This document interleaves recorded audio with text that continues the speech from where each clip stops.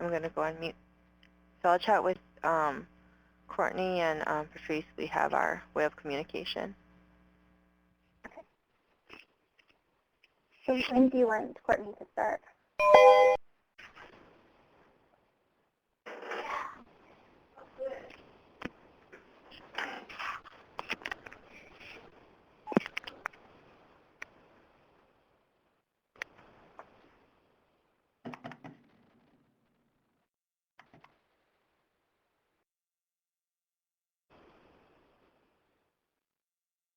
Hello. Hi. Oh, okay. Welcome It to got the Tribal quiet. Learning Collaborative. I'm sorry about that. Welcome to the Tribal Learning Collaborative. We'll get started in just a moment. Okay.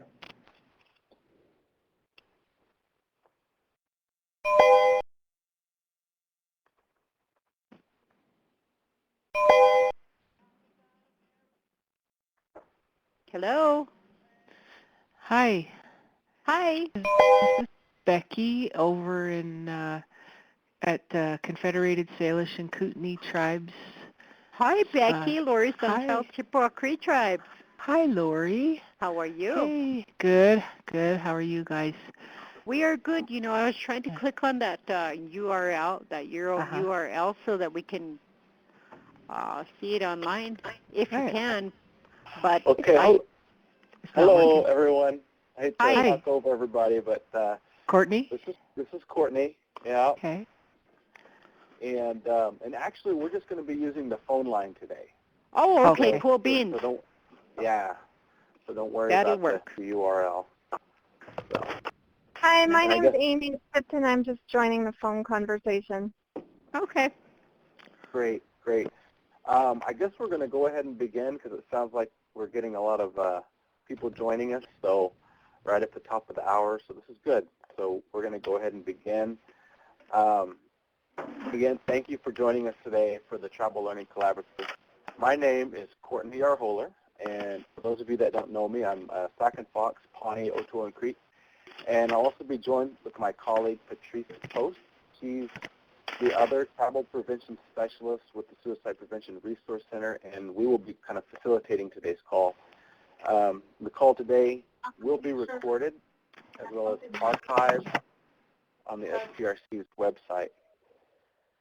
So I'm gonna ask you all to mute your lines just for the introduction, so it will reduce the noise for us. And if you could do that for us real quick, you can do that by pressing *#. That will mute your lines. And at this time, I'll turn it over to Patrice. Thank you, Courtney. And also, just remember when you need to speak up, you can go ahead and unmute your line. And again, it's the same process, *#, and it will unmute your line. So, Courtney, would you mind doing a prayer before we begin? Thank you, Patrice. Yes, of course. I don't know if you can hear, but I'll just go ahead and let everybody know. My our daycare let out early today, so my 3-year-old is home now, and we're trying to put him down for a nap, so he's in the background. If you hear him crying, we're not torturing anybody over here. We're actually putting down for a nap, which could be torture at sometimes. But anyways, we're going to go ahead and begin like we do in so many ways when we gather as Native people for a like-mind manner. What I was taught was to open with prayer and close with prayer, or in a prayerful, mindful manner, and then everything in the middle will be taken care of. And so that's how we want to start today's Tribal Learning Collaborative call off with a short coming together, if you will. So please follow along with me and pray along with me in your own way, and maybe give some thoughts and some energy towards this call. So, Wahayani Hadam, we come to you today. I want to say thank you for all your blessings that you bestow upon each and every one of us, Lord. These people that come from all over Indian country and in our country, where we're trying to work towards a betterment and improvement of life and life promotion for those that are are hurting and those that are at risk, those that might have be down in their lives, Lord. And together we come to share ideas, and you allow these things to happen so that we can do this, Lord. Even this technology that we're using, we're thankful for that. We're able to reach out across the miles to have these conversations. So I ask that you be with those that are in the conversation today, those that might have a listening ear. Maybe they can take something away, or maybe they can have something that comes to their mind and they want to share with us later, that we keep the lines of communication open. And we just thank you for everything, and just bless each and every one of us in that very special way that you do. In all this we pray. Amen. Amen. So, okay. So at this time I want to turn over to Patrice to give us a brief overview of the call. Thanks, Courtney. And greetings, everyone. I just want to make sure I'm off mute. First off, I just want to thank everyone for attending today. I know sometimes these calls can get a little overwhelming, so I really appreciate everyone's attendance and really coming back and talking together as a group. As Courtney says, it's about really getting to understand as a group of people how do we do things. And so I want to go back a little bit back in November during our last Tribal Learning Collaborative and remind everybody that we actually started talking about some of the priorities that really impact tribal communities. And one of those was stated as being cultural-based programming. And that seemed to be a major priority for a lot of people, specifically around the prevention of suicide in tribal communities. So for our discussion today, what we are planning to do is talk about this a little bit. And so how we're going to define cultural-based programming is by the recognizing the value of cultural ways of knowing and doing, such as language revitalization, drum groups, cultural camps, historical rites, those kinds of things, as a way of joining traditional knowledge with Western science and sustaining efforts to bring about prevention of suicide. So that's going to be our overview for our call today. And how we're going to do that is we'd like to actually share with you a couple of programs who actually demonstrate this philosophy. And so I am actually going to ask I'm going to ask people if they would like to unmute their lines to please hit star pound, and that will unmute your line. And I'm going to ask, is Judy Gilbert on the line? I'm here. Good, great. Welcome, Judy. She's the director of Circles of Trust from the Confederated Salish Kootenai Tribe. And Judy will be sharing a bit about her program and how they've used drum classes and cultural camps as part of their comprehensive suicide prevention program. Hello, everybody. I'm actually not the director, but I do the good behavior game and the mindfulness program. I used to be the director, but I'm the trainer now. But I have a lot of experience in the culture classes, the cultural kinds of activities that we do. And we have the Confederated Salish and Kootenai tribes are made up of 3 tribes. They're Salish, Pend Oreille, and Kootenai. And so when we do, it depends on the community that we're in, what they want to do, and we try to assist them in what they're trying to do. One of the things, we have a horse camp with the Salish community.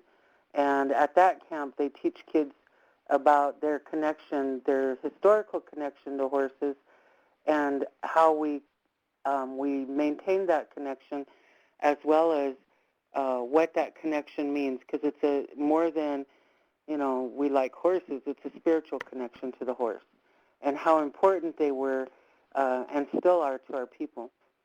And so we also have a hunting camp where they teach young men, young boys, how to hunt in the traditional way. In the morning they bathe in icy cold water, and they do all of the praying and all of the things, the ceremonial things that young men did in the past before they went on a hunt. And of course there are women hunters too as well, but most of the young women choose to participate as, learning how to make dry meat, how to make different things from the all of the parts of the animal. So there's different. They learn several things. One is the different roles that men and women functioned in our society and how that translates today. One of the things that we try to highlight and try to talk about throughout any of the culture camps and any of the cultural activities that we have is how important culture and language and our spirituality are intrinsically to our people as a people and as the survival of our people, but that they will also protect you from a lot of things. If you are well connected to your community and your culture and your languages and your spiritual ways, that as well as being able to walk in both worlds, both the Western world and our world, those things are protective factors against, drug use, against tobacco use, and against suicide. So we talk about all of those during the camps, that it's not only important, for you personally as your personal growth, but also it will protect you. Those are the protective factors for a lot of different things, as well as you will have a better chance of graduating from high school, of going on to college, of doing better in math, because all of the research shows that the brain pathways that open up language are the same ones for math and the same ones for music as well. So we try to incorporate all of those wide variety of traditional practices and how it not only fits today's world, because people say that, there are some people who say, I won't say a lot, but there are some people who say they need to learn how to deal with today's world, and quit trying to go back into the past. We're not trying to go back into the past. We are trying to take those things from the past that we did that protected us and bring them into the future and use those tools today for the survival of our young people. Hello? Wonderful, thank you. That was really wonderful in regards to sharing that, because that's exactly what we're talking about today. Is really identifying kind of the things that were in the past, the protective factors, the traditional ways of bringing about knowledge and awareness, and how that relates back to our youth. And so, actually, what I'd like to do, do you want to add any more in regards to the drum classes or anything? One of the things is that that you talk about challenges of cultural-based programming. It's not really a challenge. It's an opportunity for the community to drive the agenda. What I found, and as many letters as I have behind my name, the community still knows what works best for them. The community knows what they need. The community knows where people are in their healing journey. The healing from the trauma of the past. They know what's acceptable, what's not acceptable. And so one of the things is that going into the various communities that we work with, it's giving them the support that they need to do what they know works, and giving them the background research and the other tools of Western science that I know very well, that I can bring to the table and say, that's a great idea because of this, or maybe if we tweak this and did it this way, then we would get more bang for the buck. Just giving ideas and then plus being a part of the community really helps as well. But going in there not as, with a bunch of letters behind my name and saying I know how to do this, but letting the community drive what their needs are. So what about the drum classes that you guys provide? What made you bring about that particular activity? Well, there are several things. One of the things is that we have a mindfulness class at that same school. It's at the tribal school, and we're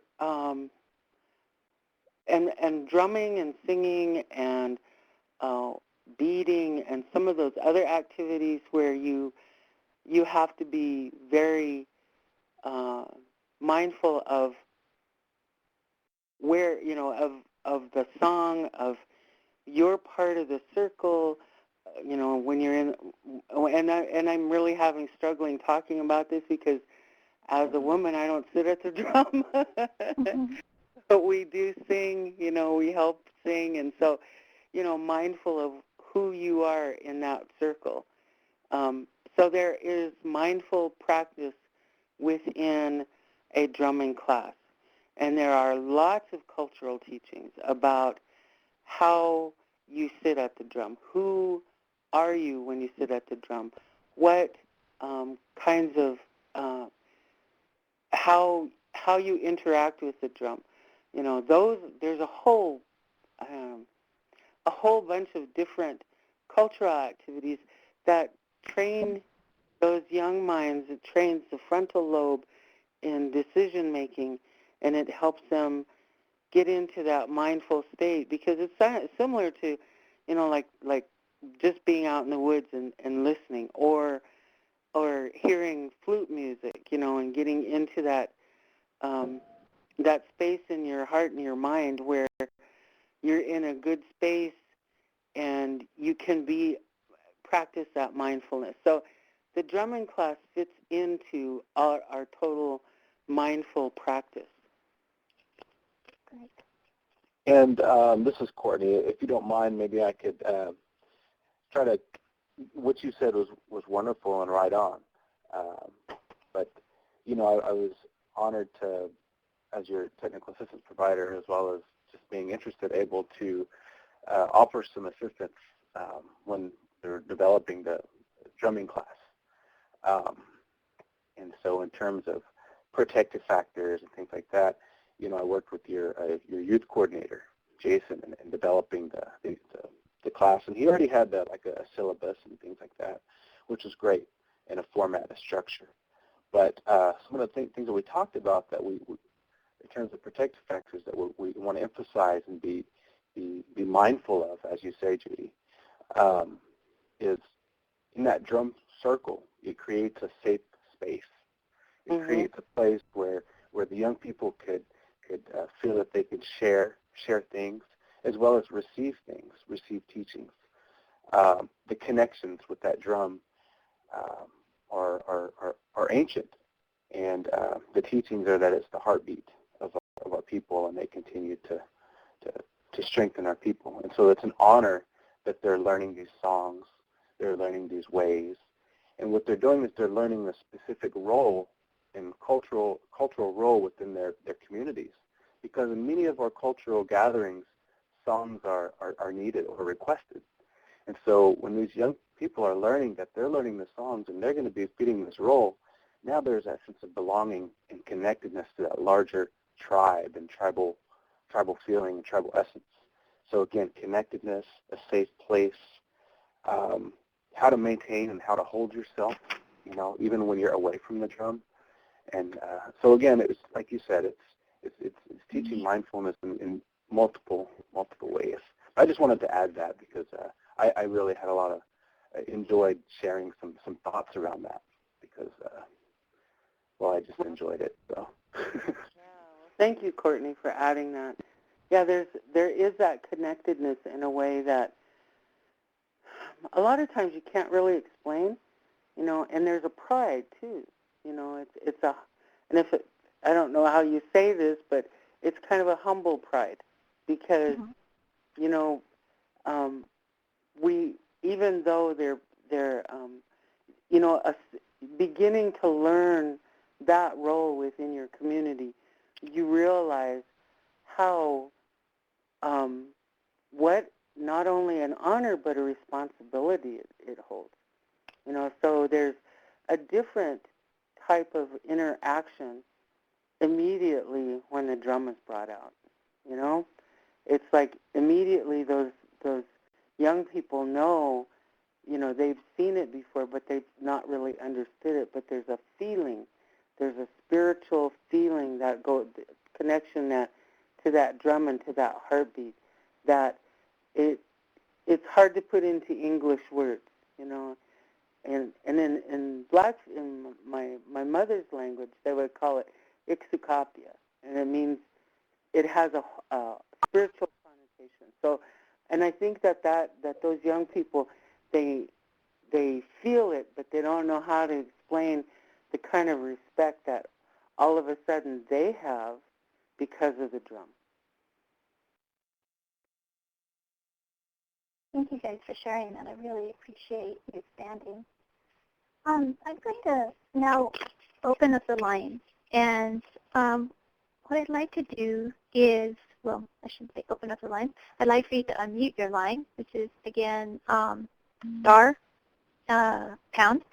And I want to ask, is there anyone else who would like to share maybe a program, a cultural program that they have put into place that they feel is really making an impact?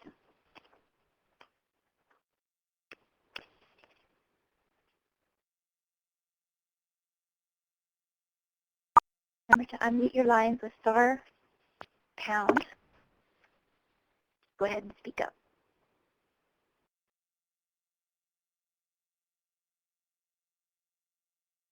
Hi, this is Matt Taylor at the University of Montana and the National Native Children's Trauma Center. Am I on the line? You are. Hi, Matt. Hi, how is everybody? Good. Thank you for joining us. You bet. Hi, Matt. It's Amy. Hi, sorry, I couldn't hear who that was. It's Amy. How are you? Hi, Amy. I'm good, thank you. How are things up in Fort Peck? Doing well. Good, good. So in response to the question that was just asked, opened up on the line, one of the things that we have been working with on the Garrett Lee Smith grant is partnership with a couple of our cultural consultants on the reservation who work closely with the juvenile delinquency program and the tribal courts to work with young people in alternative sentencing and restorative justice models. And to be specific, there is sort of weekly or bi-weekly sweats that occur, sweat lodge ceremonies that occur, that a number of youth who are either in the adjudication process in some manner or who have expressed suicidal ideation are participating in an ongoing basis in ceremony and given roles and given leadership and instruction. And, you know, for several of those young people, they've really gone from being sort of a participant in those kind of events to sort of a co-leader in some manners. And the way that supports resilience is a profound experience that I think all of us respect, but particularly those of us like myself who are not Native. So I just wanted to share that that's one of the things occurring on the Fort Peck Reservation that is in part affiliated with our GLS grant. Great. Thank you, Matt. Is there anybody else who would like to share a cultural project or activity?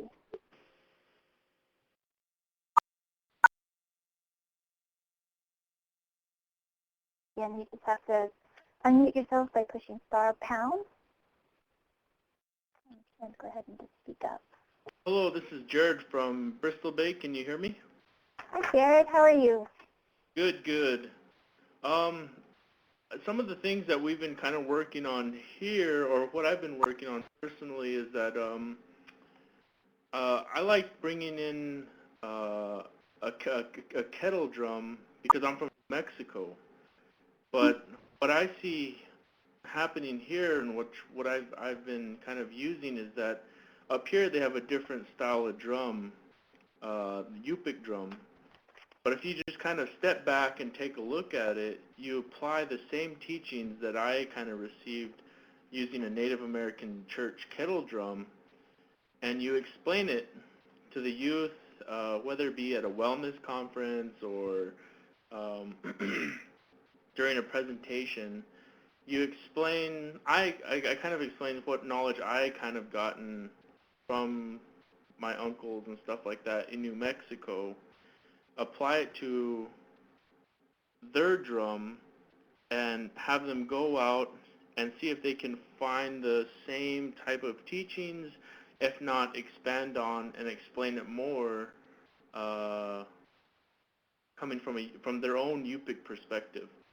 And so that's, I think, one powerful tool with the drum itself is that it's kind of general, but it also can be specific to each tribe as well. So that's what I kind of been doing out here in Alaska. So it's kind of really getting them to go and explore their own culture in regards to the drum that is pertinent to their particular community. Exactly. Oh, wow, that's amazing. And this is Courtney. I just wanted to comment on that you brought up a really good point in terms of becoming very tribally specific. Now,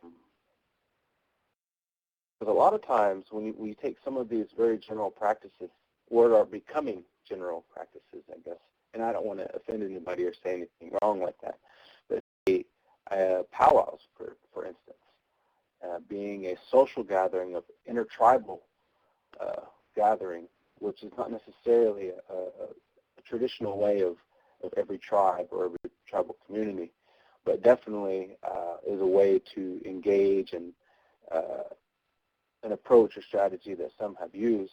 And then looking at that type of drum, that being very intertribal in itself, the big drum, but then also recognizing that there's very specific traditional tribal ways, or specific ways that are directly from, specific tribes or regions. And so again, seeking ways to promote that, to encourage them to find out, the young people to find out more about their own drums or their own ways. Again, that's always, in my mind, sustainable, I guess, in terms of teaching and learning that traditional aspect. So that's just a comment and the observation from your comment. And if anybody wants to. This is Amy. This is Amy from Fort Peck Tribe, and just, working with adolescents up here, it seems a lot of them are kind of moving away from their culture. So when I have one gal I'm working with, and with her grandmother and me, we've tried to get her more connected with her culture and getting her into bead making and quill making, using quills to make certain crafts, within the community. They do teach that. So we are collaborating together to get this gal, she's 14, to get her into, back into her culture with utilizing what resources there are there. And so hopefully it'll be successful, because she's taking her free time and seems to be getting into more trouble than being more productive than being, a child. So hopefully it works.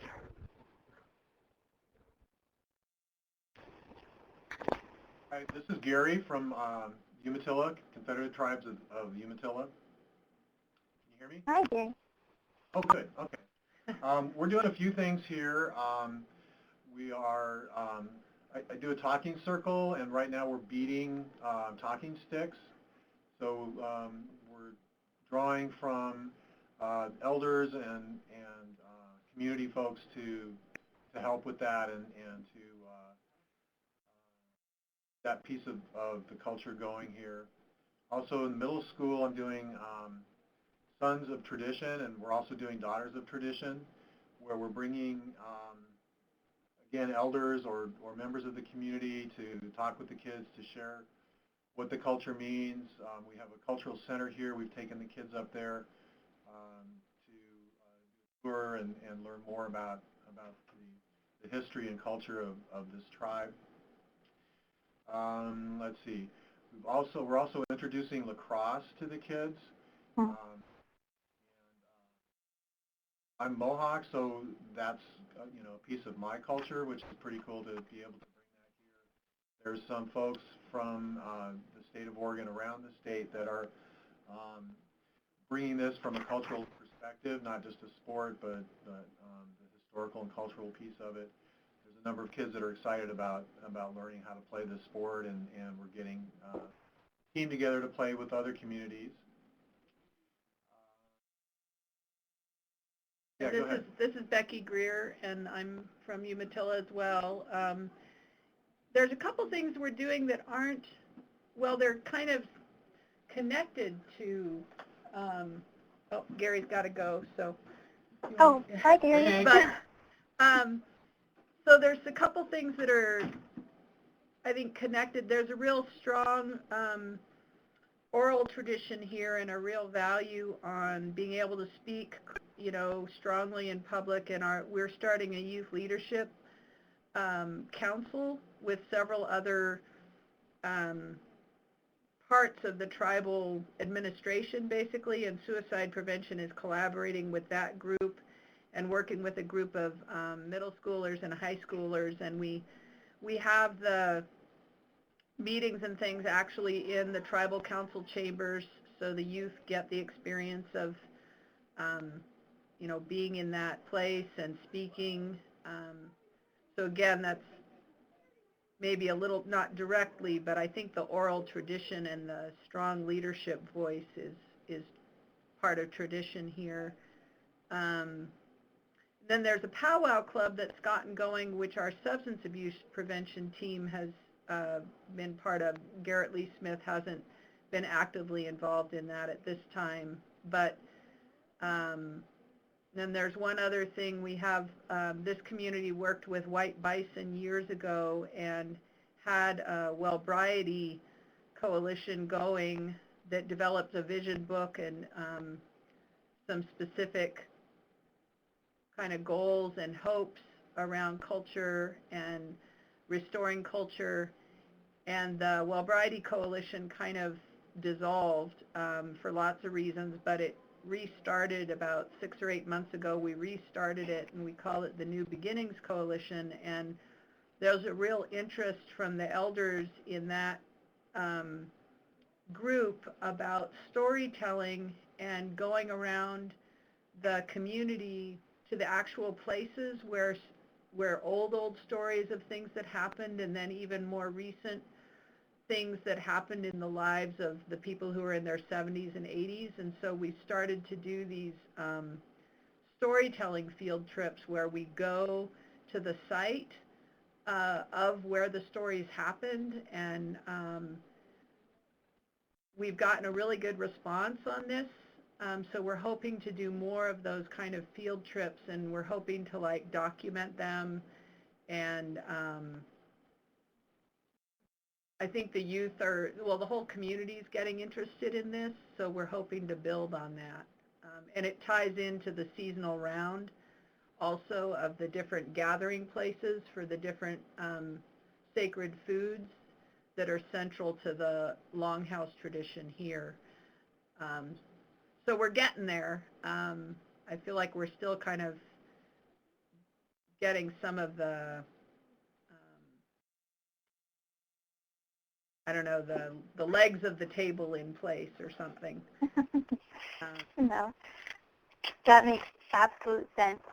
You guys are doing, those are some great, some really great activities. I've heard a lot about the storytelling and taking the kids actually to the site, and that has a much bigger impact than just the story itself, because there's this whole new learning,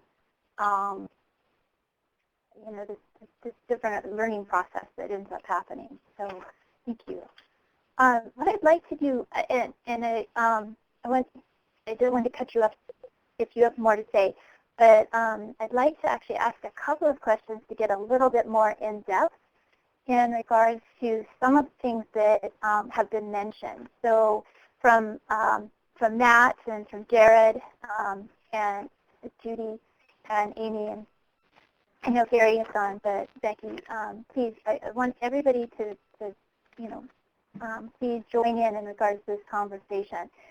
But one of the things I was really wanting to know is, how did your program decide that reviving these particular traditions, the ones you guys mentioned, and these real cultural ways of knowing and doing, was the right journey in regards to contributing to suicide prevention?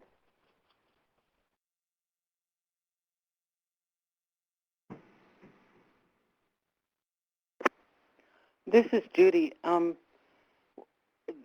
think the rationale behind the activities that we do, and there's a lot more activities that we do. There's also the Kootenai language camp that went on for 16 weeks up on the lake, and there's a lot of other activities that we participate in. We don't, what we do is we try to take what's already in place in the community and assist and also bring the message home, because there's a ton of research, a lot of really good research coming out of Canada with the First Nations people, and that shows that resilience in our communities is tied to our culture, and we know that.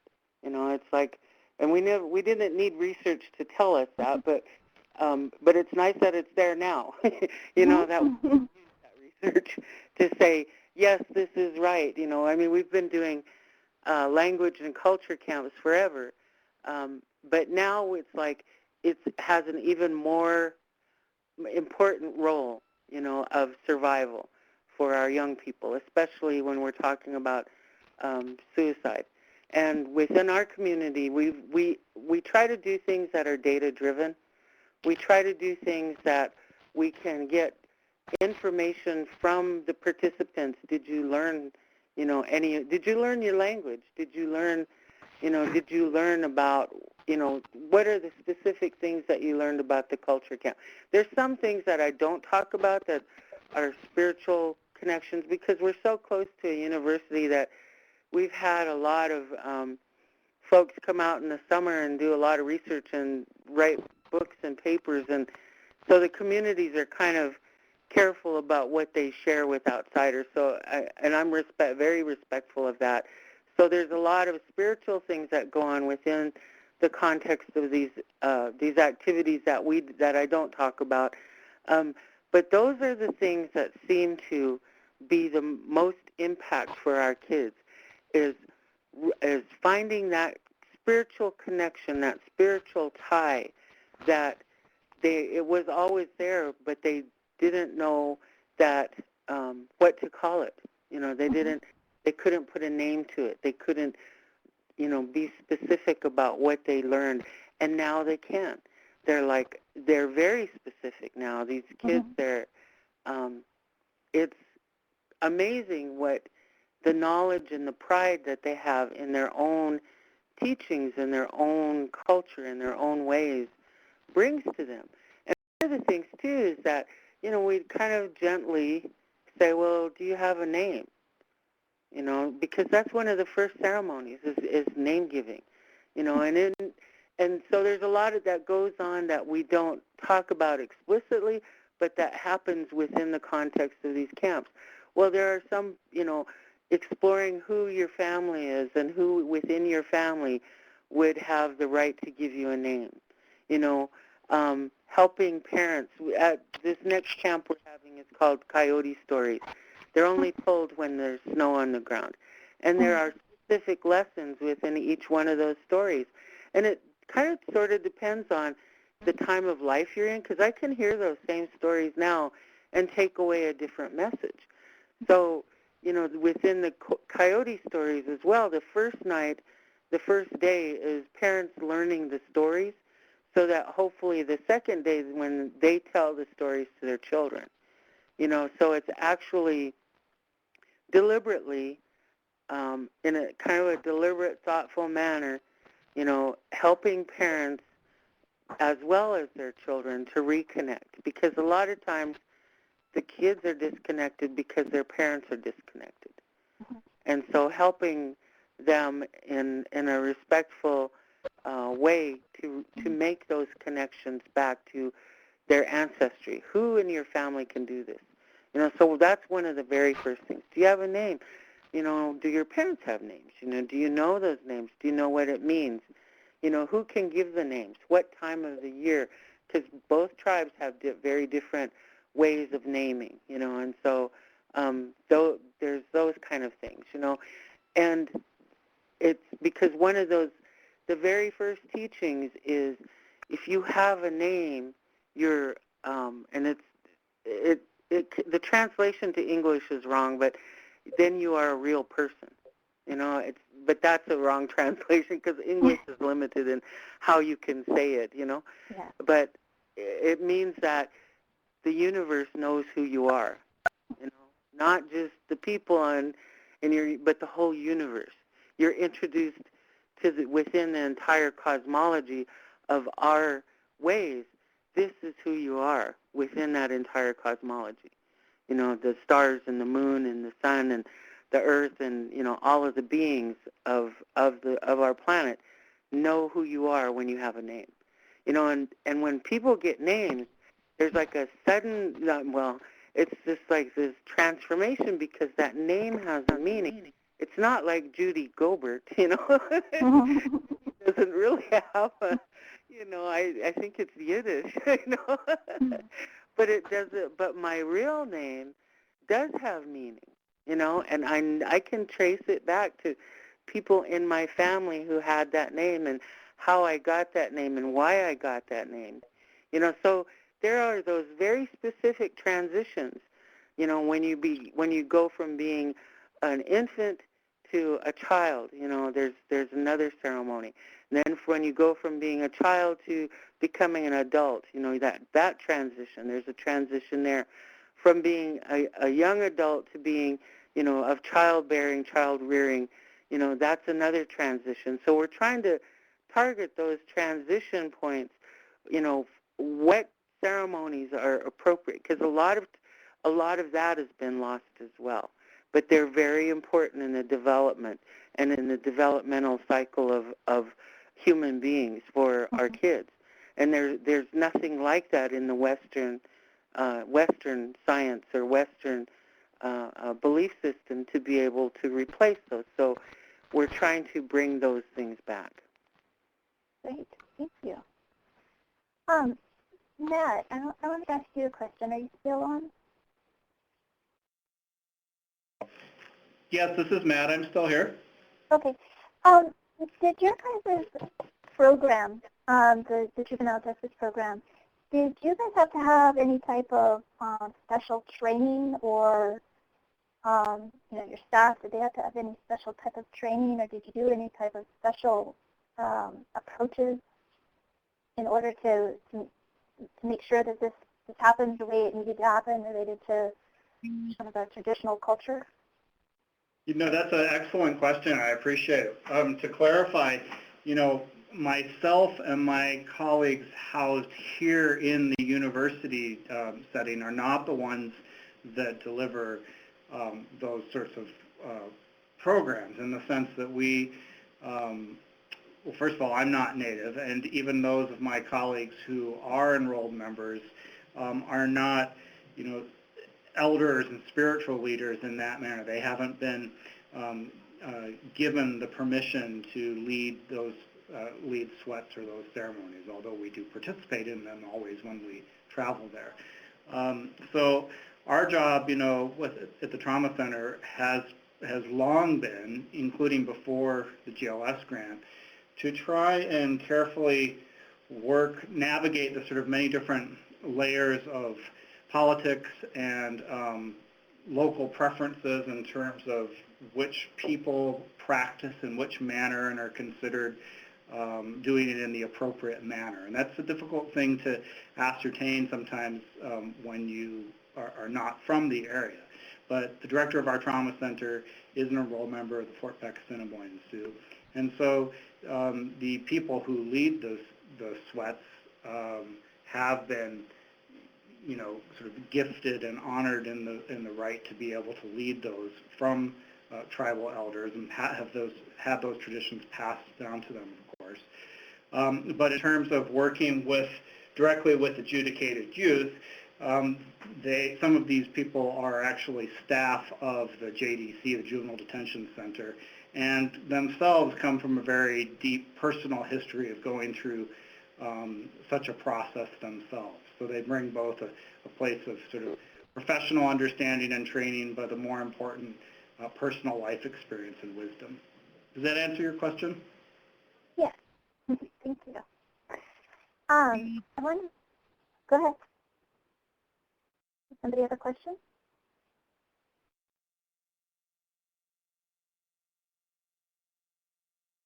Hello? This is Matt. I heard something back there, but wasn't sure it was a question. So. Oh, okay. I thought I had actually got disconnected at there a moment. Okay. I wanted to ask, who is it that was talking? Gary left, so is it Amy that was working? Becky? This is me. Becky. Oh, Becky. I'm sorry. Oh, Becky. Okay. I had my papers backwards. Becky, how did you guys decide in regards to everything that you're doing, the talking circles, the sons of tradition, the daughters of tradition, working with the elders to do, about the history and those kinds of things. How did you bring that about in regards to kind of a framework? How did you incorporate that into like a suicide prevention framework? Well, some of the things like Sons and Daughters of Tradition had already sort of gotten going, actually Daughters had gotten going strongly in this community, but Sons hadn't yet. It had always kind of floundered. So some of those things were just, there was good results were happening already, and so when we applied for our grant, we included them in what we were doing because we were, kids were showing up and being involved, and there was a lot of positive feedback from the community. The talking circle, I mean, I don't know if I think about a lot of the things that we're doing are really about belonging and developing social fabric and social connections, not just for the youth, but really for the adults and the elders, because it's very fractured here.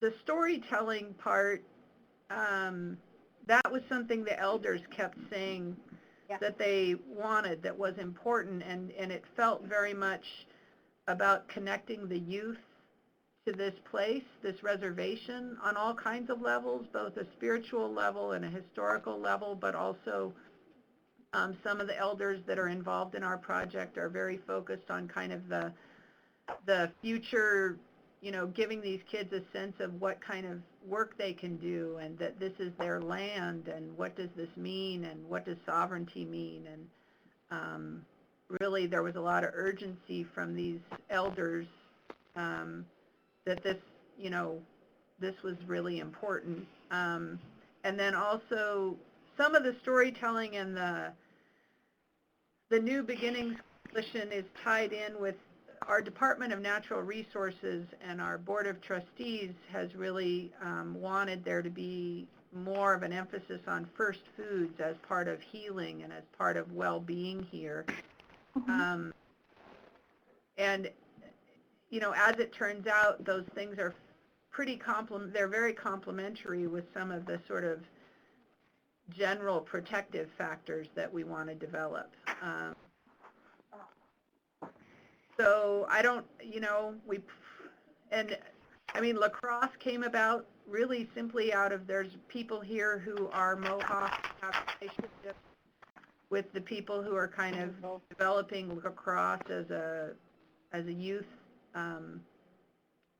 both a sport and a practice kind of. So I don't know if we followed a framework, except thinking about protective factors and just trying to develop both things for the youth, but also getting the adults and elders engaged, because that's really missing here. Okay. Did Cities you have had some rough experiences, I think, of coming together, having big coalitions come together, and then having them fall apart. Mhm. Well, that was kind of where I was leading. Did you guys actually have to modify or, modify your goals and objectives as you began to kind of identify some of the things that really needed to be incorporated into your program? You mean the goals and objectives of our grant? Yes. Yeah, I would say, well, for us, a major change was we ended up, in our first year, we ended up doing a whole lot more gatekeeper training and a whole lot more crisis response team implementation than we had predicted that we would be doing. And I would say there's also a lot of good efforts coming along from different programs or different parts of the tribal government that we're realizing we can partner with, maybe more than we originally envisioned when we created the grant.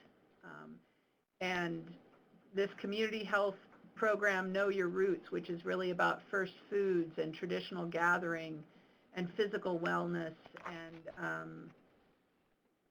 mental health and knowing the history, that's fairly new, but we're hoping, suicide prevention is kind of a natural fit with that. So, yeah, I would say that we're taking more advantage of all the the other things that are going on around us within the community, and creating those linkages and seeing how they fit with suicide prevention. Okay, great. Patrice? Yes. Hey, my name is Lori Sunchild. I'm from Chippewa Cree Tribe in Rocky Point, Montana. Hi, Lori.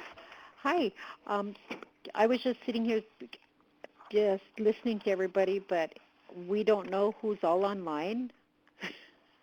Yes, it's really, there's about 60 people online. Oh, so okay. It's really hard for us to go through because it would take all hour. Oh, okay. I was just making sure.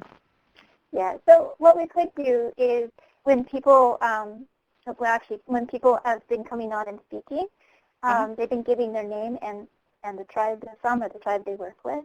So if people, when they want to speak up, again, if you need to unmute your line, it's star and pound.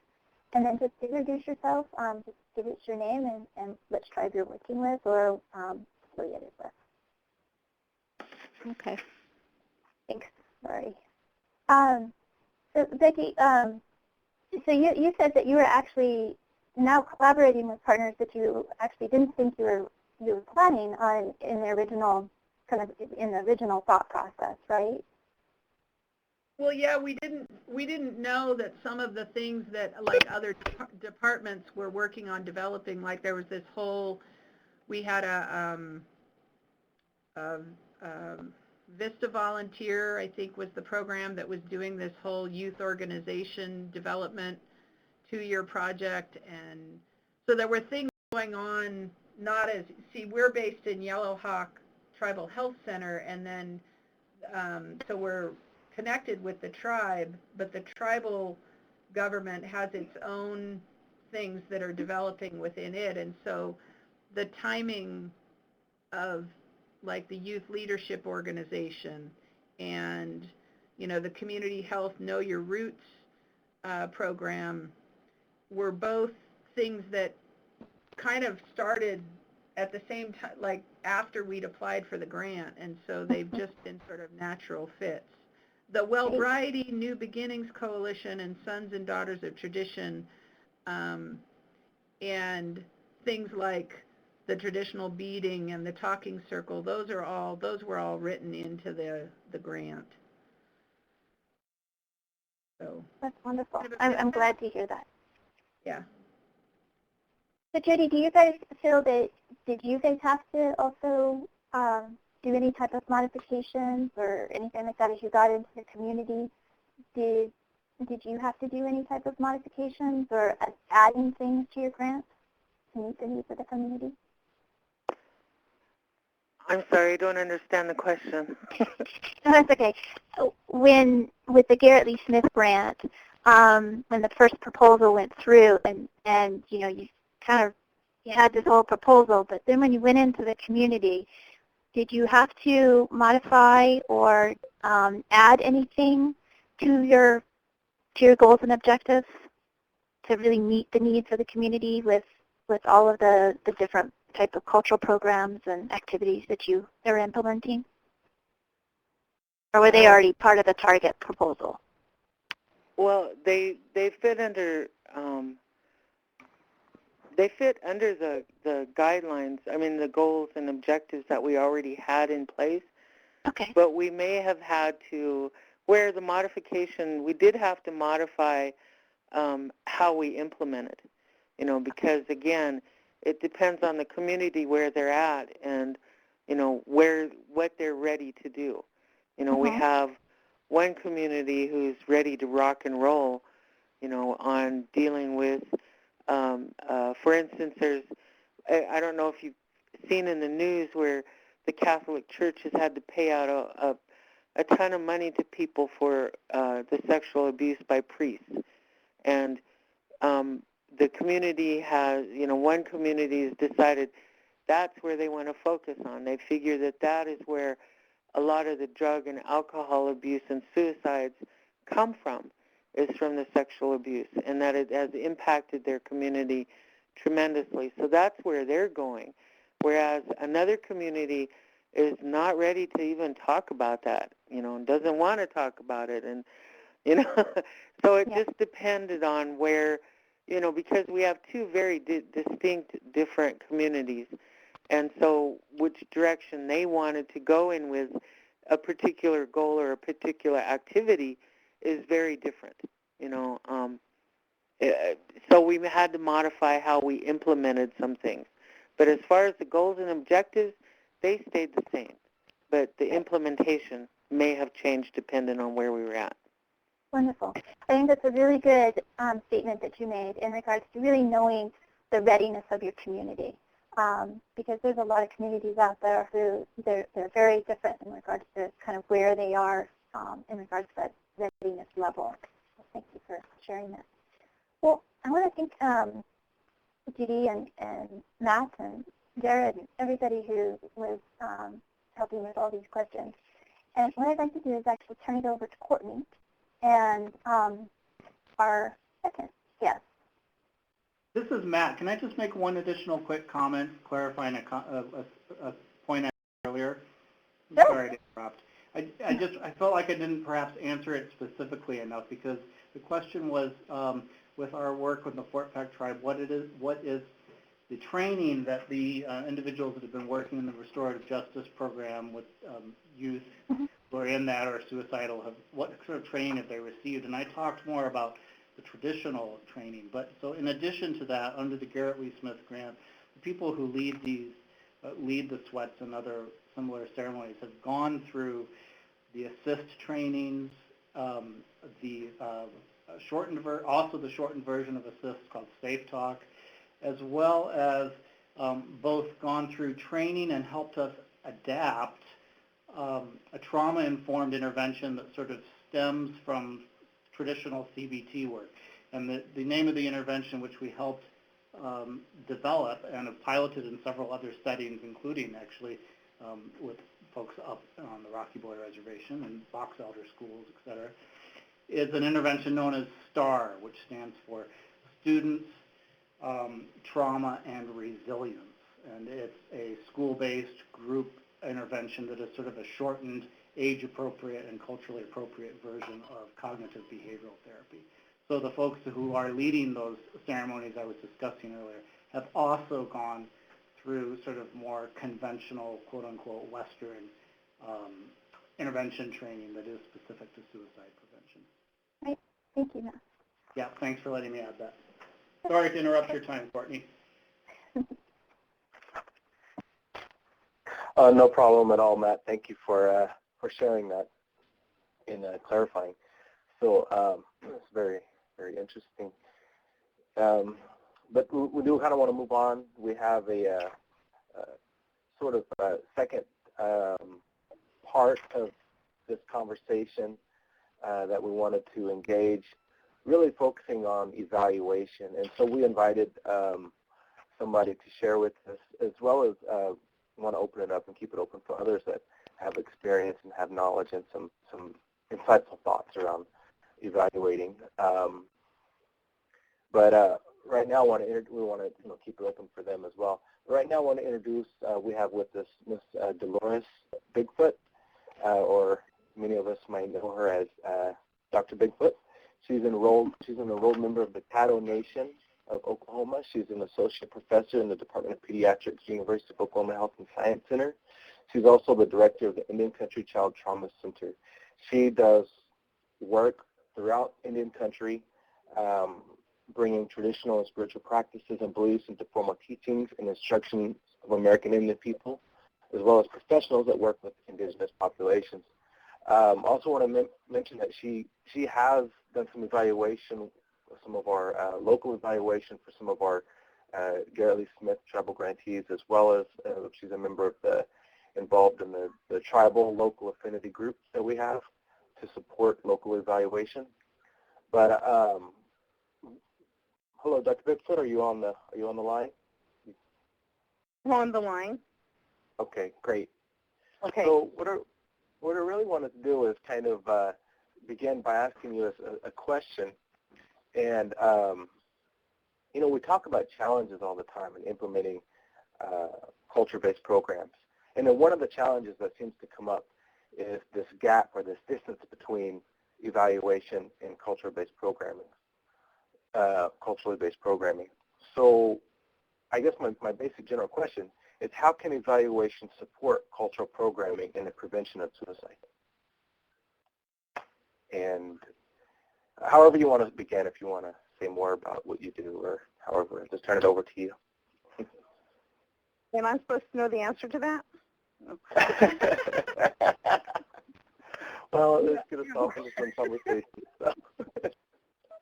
Well, first off, thank you very much. It's nice to hear all these different voices. And I think it's nice because I have connections to several. I was at Flathead, I go to Fort Peck, and so it's nice to hear all the Montana connections. And AD. Well, I think I even heard Pat Conway, right? I am here. Okay, great. So it's nice to have friendly ears out there. I first want to say thank you for all the comments. And this is a conversation that we're having all across Indian Country. It's a conversation we've been having for some time. And what is always reaffirmed for those of us that have had these conversations is that we have always known that there are many things in our life ways that have helped ground children from birth all the way until we're finally passing on, and that the lifestyles were what was the protective factor in so many different ways. This also reminds me of a few years back, I was at Hopi.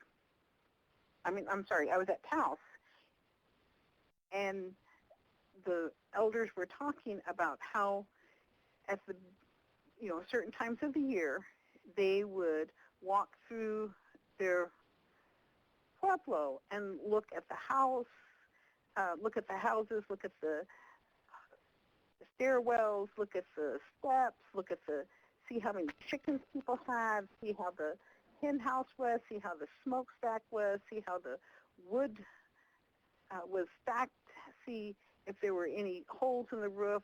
And so they would just go through and check everything out.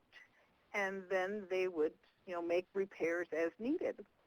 And so that's not an uncommon thing that I think has been within our communities, that we look at things and see how things are working. If they're working well, then we continue to do those things. And if they're not working well, then we figure out how to make it more effective. I don't know how long it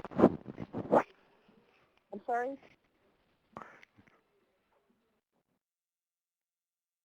Okay. Well, okay. Mike?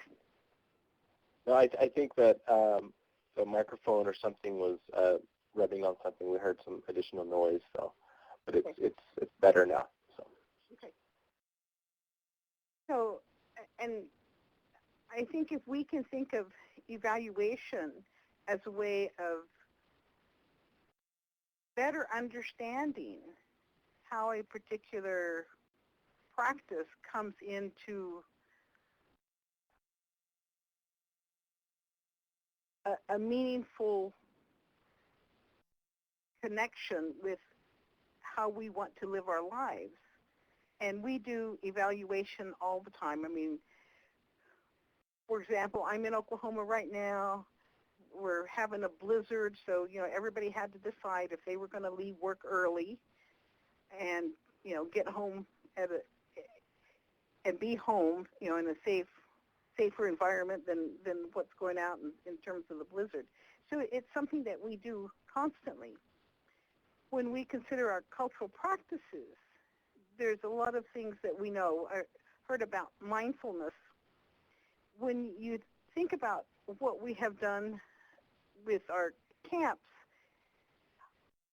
there's setting up the shelters, there's setting the fire pits, there's getting the wood, there's getting the food, there's clearing the ground. I mean, there's multiple things that somebody has to do to make sure everything is ready, and to make sure that there's enough of a windbreak.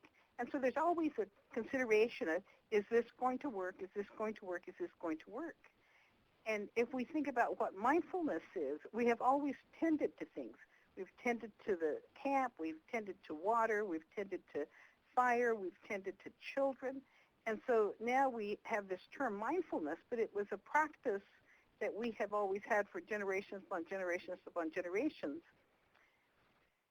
So it's figuring out how we can use the terminology currently that would be a way of explaining to it's the interpretation of our language, even though it might be in English words, as to how the practice is effective within our communities. We know that within suicide prevention that there's certain elements that are very helpful. I heard people say this several times in this conversation. One is identity. So figuring out how we can define identity. The other is belonging. And the third is the connectiveness.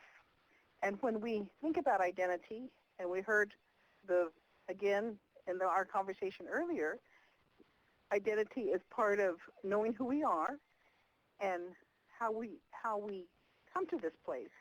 And so that's part of that naming, and that's why the naming is so important for our children, knowing how they're going to be called. The second concept that is very important in terms of suicide prevention is belonging.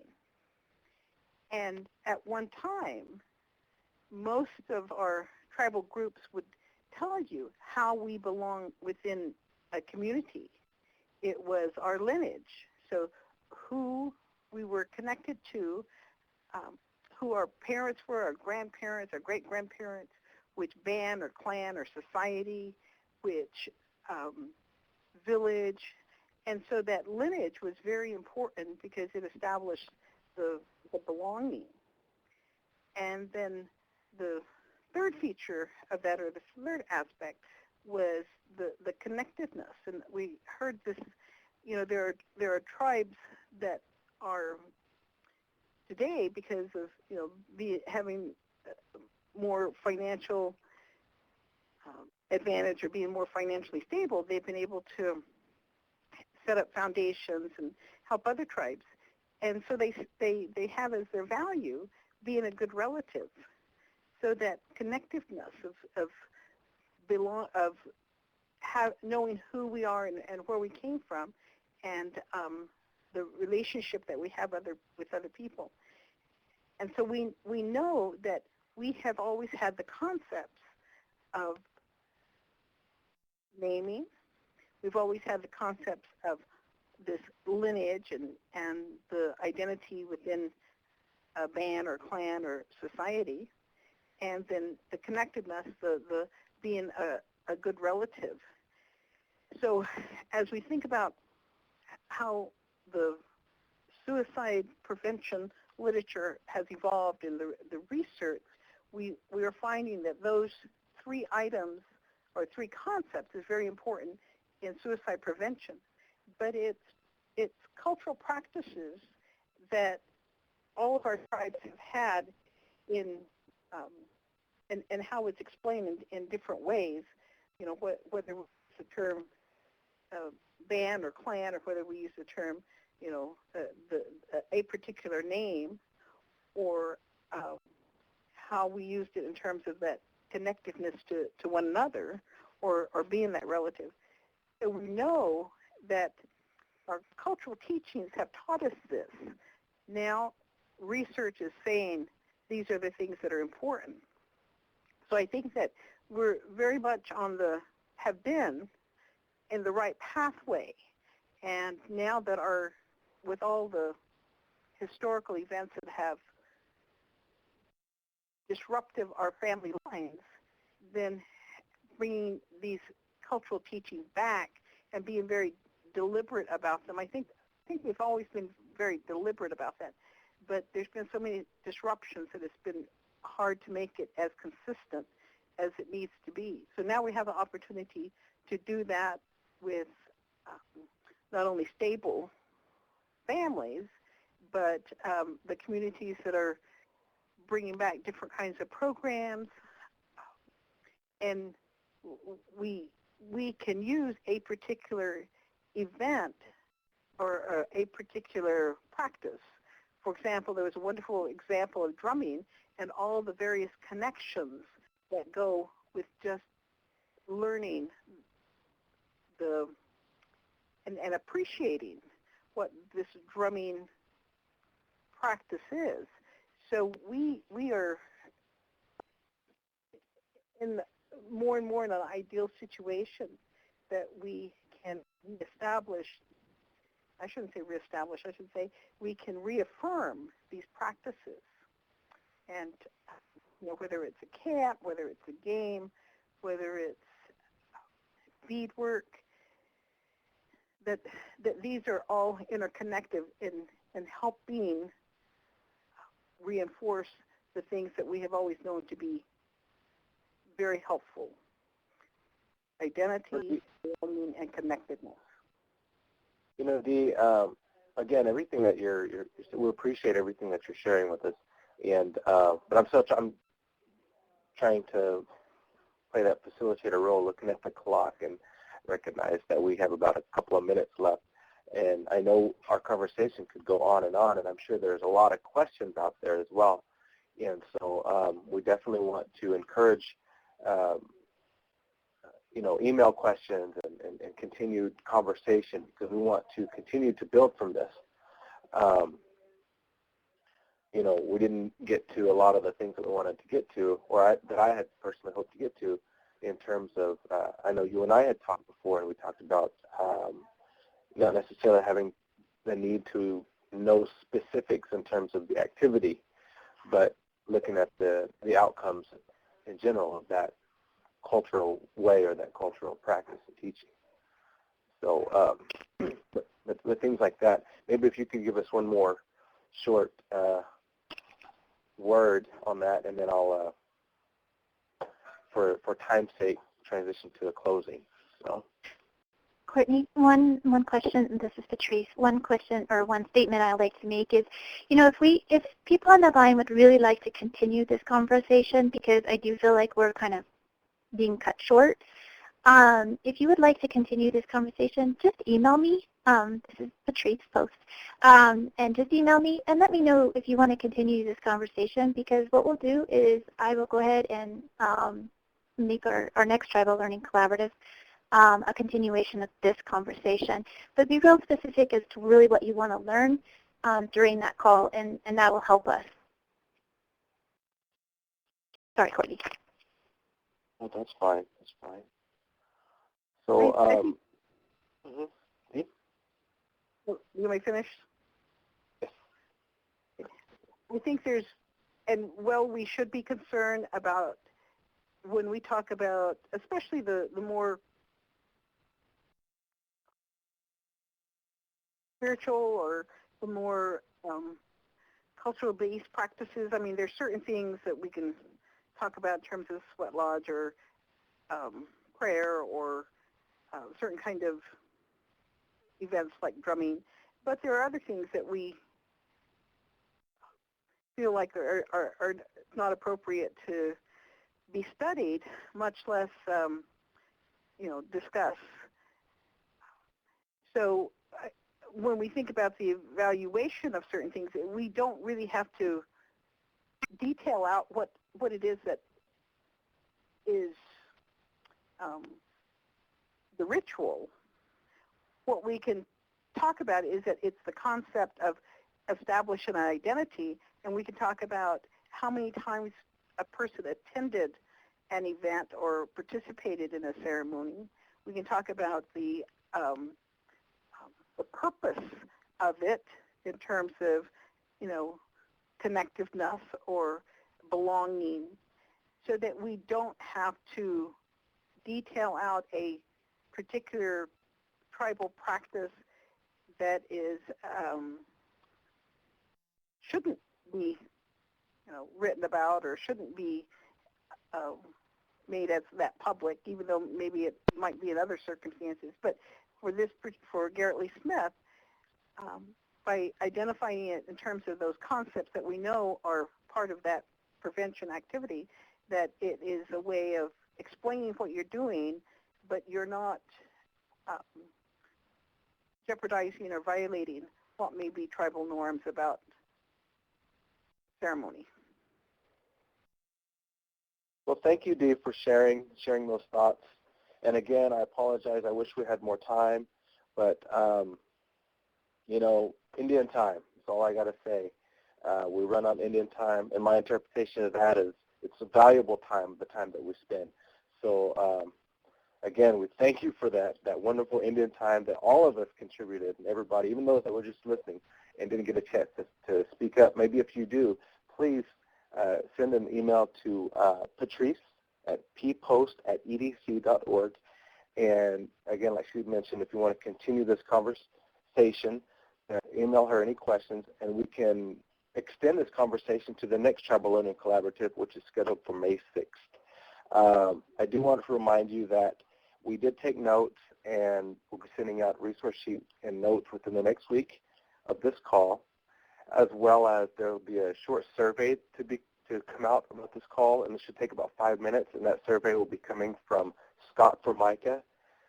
Be looking for an email from him. He's our outside evaluator who helps us out with those evaluations, and so be looking for that. And if you could take 5 minutes to fill out that survey, we would greatly appreciate it. Again, I apologize for cutting it short, but again, this was our time allotted. We can continue the conversation, and we encourage you to send those questions, send those thoughts, send those discussion points, and we'll help design our next call on May 6th. So until next time, we appreciate it. we ask that just to continue to do the good work that you're doing. And again, let's share any information that we can with one another. Thank you all for attending.